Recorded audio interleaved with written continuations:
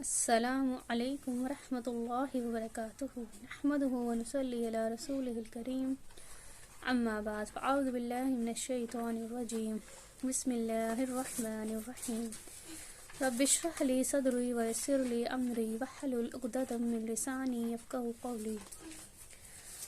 سورہ بقرہ آیت نمبر 109۔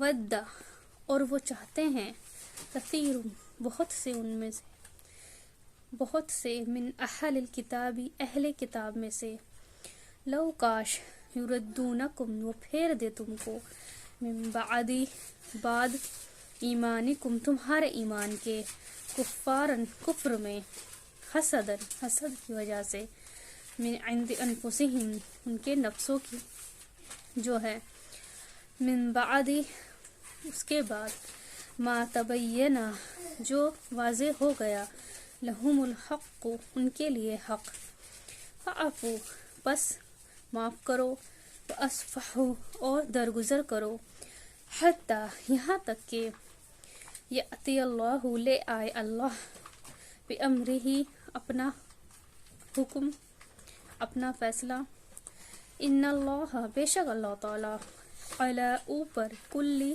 ہر، شیء چیز کے، قدیر قدرت رکھنے والا ہے۔ یہاں پر پھر سے یہود کی ان ساری سرگرمیوں کے بارے میں بتایا جا رہا ہے، ان سارے کاموں کے بارے میں جو وہ کرتے تھے۔ یہاں پر اللہ تعالیٰ فرماتے ہیں کہ اہل کتاب میں سے بہت سارے ایسے ہیں جو چاہتے ہیں کہ تم ایمان لے کے جو آ گئے ہو، اس کے بعد بھی وہ چاہتے ہیں کہ تم پھر سے کفر میں آ جاؤ، اور ان کو تمہارا ایمان لانا بالکل پسند نہیں آتا۔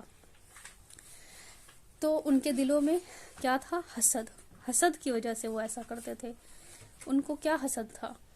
ان کو پتا تھا کہ اسلام کی جو نعمتیں ہیں وہ کیا ہیں، اور وہ ان نعمتوں کی وجہ سے کہ اسلام میں جو ایمان لے کر آئے گا ان کو سب کچھ ملنے والا ہے، وہ سب جانتے تھے۔ اہل کتاب سب کچھ جانتے تھے کہ اسلام کیا ہے اور کیا نعمتیں ہیں اس کی، تو ان کے اندر وہ چیز کی حسد تھی جو ہم تو لے کے نہیں آئے تو تم بھی نہ لے کے آؤ۔ وہ تو ایسے کام کرتے تھے کہ تم ایمان سے پھر جاؤ، ان کا تمہارا جو ایمان لانا تھا وہ پسند نہیں تھا، وہ چاہتے تھے کہ تم پھر سے کفر میں آ جاؤ۔ تو یہاں پر اللہ تعالیٰ نے حسد کا جو علاج بتایا ہے وہ یہ ہے کہ معاف کر دو اور درگزر کرو، یعنی ان کی یہ سارے کام جو تمہارے سامنے کر رہے ہیں تاکہ تم اپنے ایمان سے پھر جاؤ، تو ان کو کیا کرنا ہے؟ آپ کو کیا کرنا ہے؟ اگنور کرنا ہے۔ حسد ایسی چیز ہے جو سب کچھ تباہ کر دیتی ہے۔ تو اللہ تعالیٰ نے اس کا علاج یہاں پہ 2 چیزوں میں بتا دیا ہے کہ معاف کر دو اور درگزر کر دو، کیونکہ اللہ تعالیٰ کو درگزر کرنے والے بہت پسند ہیں۔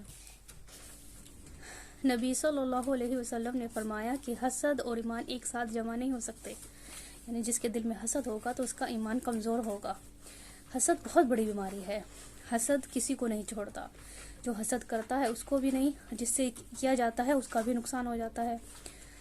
حسد کرنے والے جو بھی ہیں وہ کہیں کے نہیں رہتے، یعنی حسد انسان کی اچھے عادات اور اخلاق کو بھی ختم کر دیتا ہے۔ یعنی حسد کیا ہے؟ کہ کسی کے پاس کوئی ایسی نعمت ہے جسے دیکھ کر کہ یہ ہمارے پاس کیوں نہیں ہے، یعنی اپنی جو آپ کے پاس ہے، جو نعمت آپ کے پاس ہے اس پہ آپ راضی نہیں ہوں، دوسروں کی نعمتیں دیکھ کر آپ کے دل میں وہ چیز آ رہی ہے کہ ہمارے پاس ایسا کیوں نہیں ہے، ہمارے پاس یہ کیوں نہیں ہے، ہمیں یہ کیوں نہیں ملا۔ تو یہ حسد ہے، یہ کہیں نہ کہیں کم ہے زیادہ ہے لیکن یہ اسی کی شکل ہے۔ حسد لڑائی جھگڑے کی طرف جاتا ہے، حتیٰ کہ حسد جو ہے وہ قتل تک بھی کروا دیتا ہے، اور اس کے واقعات ہمیں ملتے ہیں۔ آدم علیہ السلام کے جو بیٹے تھے آپس میں، جنہوں نے سب سے پہلا جو انسانیت کا قتل ہوا تھا، وہ 2 بھائیوں کا جو ایک دوسرے کا انہوں نے کیا تھا، وہ حسد کی وجہ سے ہی تھا۔ تو یہاں پر اللہ تعالیٰ نے حسد کا علاج کیا بتایا ہے؟ درگزر کر دو، معاف کر دو، کیونکہ اللہ تعالیٰ جو معاف کرنے والا ہے، تو ہم بندوں کو معاف کریں گے تو اللہ تعالیٰ ہمیں معاف کرے گا۔ درگزر کرنا بہت اس کا کام ہے، یعنی اس کے لیے یہ بہت عظمت والا کام ہے۔